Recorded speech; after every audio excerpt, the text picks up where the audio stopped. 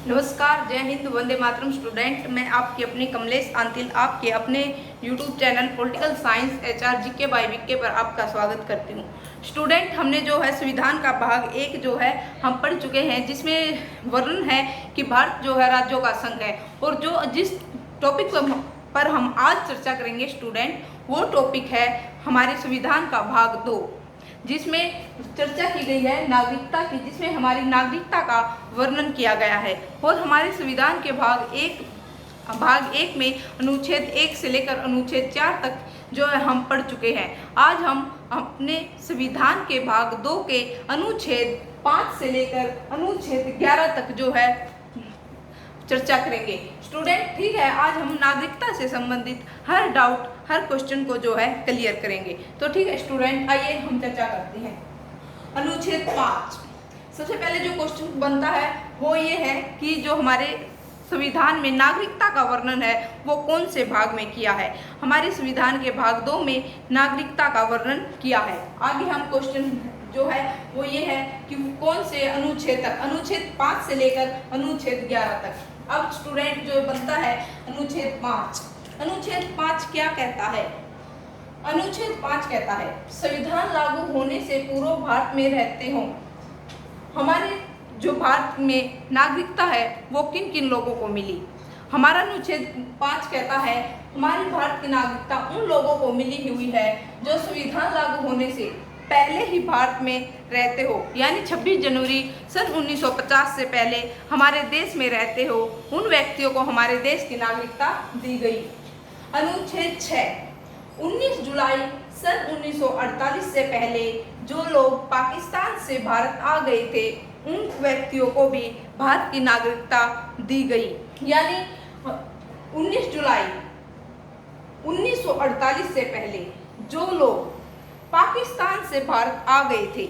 Student, आप जानते हो 1947 में भारत और पाकिस्तान के विभाजन के बाद जो है अनेक लोग पाकिस्तान गए और अनेक लोग जो है पाकिस्तान से भारत आए। तो हमारे देश की नागरिकता उन आने वाले लोगों को मिली जो 19 जुलाई 1948 से पहले अपने भारत में जो है पाकिस्तान से आ गए थे, उन लोगों को जो है नागरिकता का दर्जा दिया गया। अब हम अनुच्छेद 7 पर चर्चा करते हैं।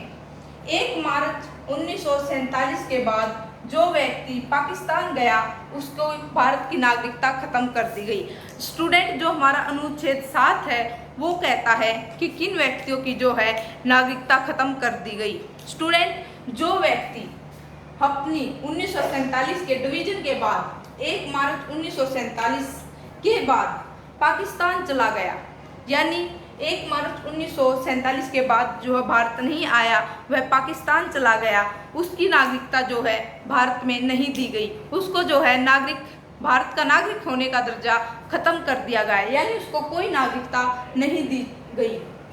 अनुच्छेद 8, भारत के मूल निवासी विदेश चले जाते हैं उनकी नागरिकता बनाए रखना। स्टूडेंट, आप जानते हैं हर साल हमारे देश से सैकड़ों युवा विदेश कंट्रीज में जो है रोजगार के लिए जाते हैं, अमेरिका में, इंग्लैंड में, फ्रांस में, इटली में, ऑस्ट्रेलिया में।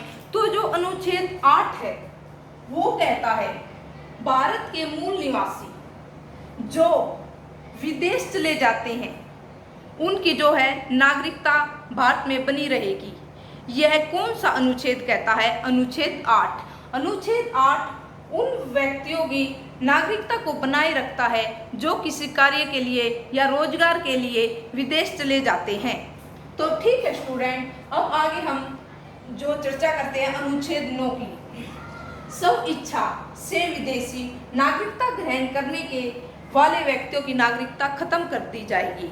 स्टूडेंट, अनुच्छेद 8 तो कहता है कि जो व्यक्ति किसी कार्य या किसी रोजगार के लिए विदेश चले जाते हैं उनकी नागरिकता को बनाए रखेगा हमारा अनुच्छेद 8। लेकिन अनुच्छेद 9 कहता है जो व्यक्ति विदेश जाकर अपनी मर्जी से, अपनी इच्छा से दूसरे देश की नागरिकता ग्रहण कर लेते हैं उस व्यक्ति की नागरिकता को खत्म कर दिया जाएगा।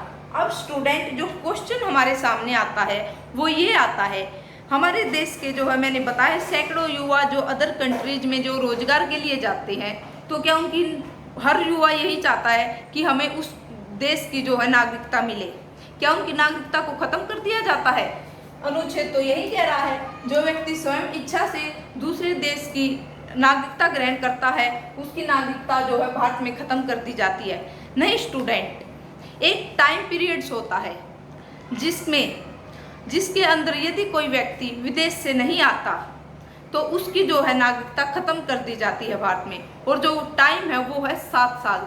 7 साल के अंदर यदि कोई व्यक्ति विदेश गया है और उसको विदेश की नागरिकता मिल गई है, लेकिन वह 7 साल के अंदर अपने देश में नहीं आता, यानी अपनी इंडिया में नहीं आता, तो इंडिया के अंदर की जो नागरिकता है वो अपने आप खत्म कर दी जाएगी।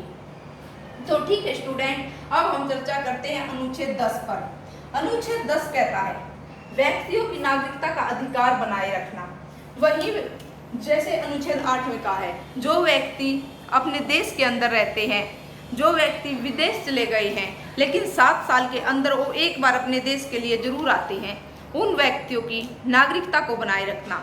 अपने देश में रहने वाले व्यक्तियों की नागरिकता के अधिकार को बनाए रखना, ये हमारा अनुच्छेद 10 कहता है, यानी हमारे अनुच्छेद 10 में लिखा है। अनुच्छेद 11 संसद द्वारा नागरिकों के अधिकार का विनिमय करना, ये हमारा अनुच्छेद 11 कहता है। अब क्वेश्चन बन सकता है कि हमारा आर्टिकल वो कौन सा है जो नागरिकों के अधिकारों का विनिमय करता है? वो आर्टिकल है अनुच्छेद 11। अनुच्छेद 11 जो है नागरिकों के अधिकारों का विनिमय करता है।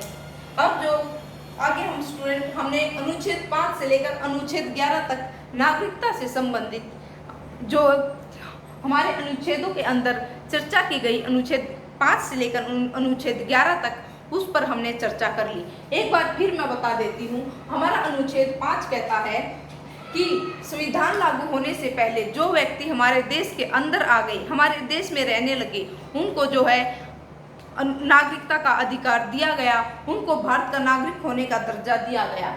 और अनुच्छेद 6 कहता है 19 जुलाई 1948 से पहले जो व्यक्ति पाकिस्तान से भारत आ गए उनको भी नागरिकता का दर्जा दिया गया। अनुच्छेद 7 कहता है 1 मार्च 1947 के बाद जो व्यक्ति पाकिस्तान चले गए, वो स्वयं कौन सा था जो पाकिस्तान चले जाने के बाद नागरिकता खत्म कर दी गई, वो समय था 1 मार्च 1947। स्टूडेंट, ये 2 क्वेश्चन 100% एग्जाम में आ सकते हैं, क्योंकि अब जो है कंपटीशन बढ़ गया है और जो एग्जामिनर है वो जो हमारे सब्जेक्ट है उसके बीच से यानी डीपली क्वेश्चन पूछता है, इसलिए इस डेट को याद रखना। अनुच्छेद 8 भारत के मूल निवासी जो विदेश चले गए हैं उनकी नागरिकता को बनाए रखना। अनुच्छेद 9 स्व इच्छा से विदेश की नागरिकता ग्रहण करना, लेकिन 7 साल के अंदर अपने भारत के लिए न आना, अपने भारत देश में न आना, तो उस व्यक्ति की नागरिकता को खत्म कर दिया जाएगा। अनुच्छेद 10 व्यक्ति की नागरिकता का अधिकार बनाए रखना। अनुच्छेद 11 संसद द्वारा नागरिकों के अधिकारों का विनिमय करना, ये क्वेश्चन भी इम्पोर्टेंट है। अब स्टूडेंट आपको दिखाई दे रहा होगा नोट, नागरिकता के जो हमारा भाग 2 नागरिकता का वर्णन करता है, उसके अंदर आज तक कितने संविधान संशोधन हुए, उसके अंदर भी स्टूडेंट आज तक 100 संविधान संशोधन हो चुके हैं। जो अधिनियम 1955 है स्टूडेंट, तो भी हमारे सामने अब क्वेश्चन बनता है कि किन व्यक्तियों को जो है भारत की नागरिकता मिल सकती है और किन व्यक्तियों को भारत की नागरिकता नहीं मिल सकती। स्टूडेंट, हमारे संविधान का अधिनियम 1955 जो वर्णन करता है वो करता है कि हमारे जो देश के नागरिक हैं उन किस तरीके से हमारे देश की नागरिकता ग्रहण कर सकते हैं, या किसी विदेशी व्यक्ति किस तरीके से हमारे देश की नागरिकता ग्रहण कर सकते हैं। सबसे पहले स्टूडेंट, या तो वो जन्म से भारतीय हो, या उसके माता पिता में से एक भारतीय हो, या फिर किसी भूभाग को भारत में मिलाकर वह हमारे देश की नागरिकता ग्रहण कर सकता है, या फिर रजिस्ट्रेशन के 7 साल बाद जो है हमारे देश की नागरिकता ग्रहण कर सकता है। स्टूडेंट, या तो उसके माता पिता हमारे देश के रहने वाले हो, माता पिता में से एक, या फिर उसको 7 साल तक हमारे देश के अंदर रहना पड़ेगा, उसके बाद उसको नागरिकता मिलेगी, या फिर कोई व्यक्ति अपनी भूभाग यानी अपनी प्रॉपर्टी जमीन के रूप में हमारे देश में शामिल करके हमारे भारत की जो नागरिकता है वो ग्रहण कर सकता है। और स्टूडेंट या फिर जन्म से वह भारतीय हो। अब स्टूडेंट हमारे सामने क्वेश्चन आता है एंग्लो इंडियन। ये एंग्लो इंडियन क्या होते हैं? स्टूडेंट एंग्लो इंडियन वही होते हैं जिनके माँ या बाप में से एक भारतीय हो। उनकी जो संतान होती है, उनके जो बच्चे होते हैं, उनको हम एंग्लो इंडियन कहते हैं। और एंग्लो इंडियन को जो है राष्ट्रपति लोकसभा तथा राज्यसभा में दो जो है चुन सकता था या मनोनीत करता था। लेकिन हमारा जब संविधान संशोधन 105 हुआ तो इसमें जो एंग्लो इंडियन का जो ये फंडा है ये समाप्त कर दिया गया। एंग्लो इंडियन जो है लोकसभा और राज्यसभा में जो चयनित नहीं होंगे यानी मनोनीत नहीं किए जाएंगे। अब स्टूडेंट हमारे सामने एक इम्पोर्टेंट क्वेश्चन बनता है कि भारत की नागरिकता कैसी है। स्टूडेंट जो नागरिकता है वो दो तरह की होती है, एकल नागरिकता और दोहरी नागरिकता। स्टूडेंट जो हमारे देश की नागरिकता है वो एकल नागरिकता है। तो हम अब जानेंगे कि एकल नागरिकता और दोहरी नागरिकता क्या होती है। स्टूडेंट एकल नागरिकता वो होती है जब स्टेट और सेंटर की नागरिकता सिर्फ एक ही हो। यानी मैं अपने देश का एग्जांपल देती हूँ।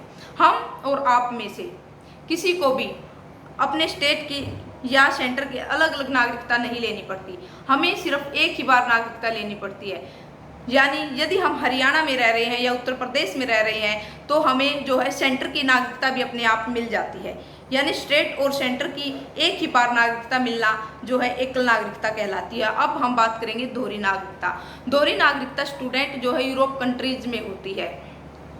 दोहरी नागरिकता से अभिप्राय हमें स्टेट के लिए भी नागरिकता लेनी पड़ेगी और स्टेट की नागरिकता लेने के बाद सेंटर के लिए भी अलग से नागरिकता लेनी पड़ेगी। उसको कहते हैं दोहरी नागरिकता। यानी एक देश में रहने के लिए दो बार जो है नागरिकता लेनी पड़े उसको जो है दोहरी नागरिकता कहते हैं। एक स्टेट के लिए नागरिकता और सेंटर के लिए नागरिकता। ठीक है स्टूडेंट, हमने जो है अपने संविधान के भाग 2 नागरिकता अनुच्छेद 5 से लेकर अनुच्छेद 7 अनुच्छेद 11 तक चर्चा की और हमने अधिनियम 1955 भी पढ़ा। अब स्टूडेंट कुछ इंपॉर्टेंट जो क्वेश्चन है अधिनियम 1955 से संबंधित उन पर हम चर्चा करेंगे। जो हमारा अधिनियम 1955 है स्टूडेंट, इसके अंदर भी अनेक बार जो संविधान संशोधन हो गए हैं और इसमें जो है चर्चा की गई NRI की, OCI की, PID की। इस पर भी जो है हम नेक्स्ट वीडियो में थोड़ी सी चर्चा करेंगे और उसके बाद स्टूडेंट हमारा मौलिक अधिकारों का जो है टॉपिक स्टार्ट हो जाएगा। ठीक है स्टूडेंट, यदि वीडियो अच्छा लगे तो सब्सक्राइब करना, लाइक करना और शेयर करना ना भूलें।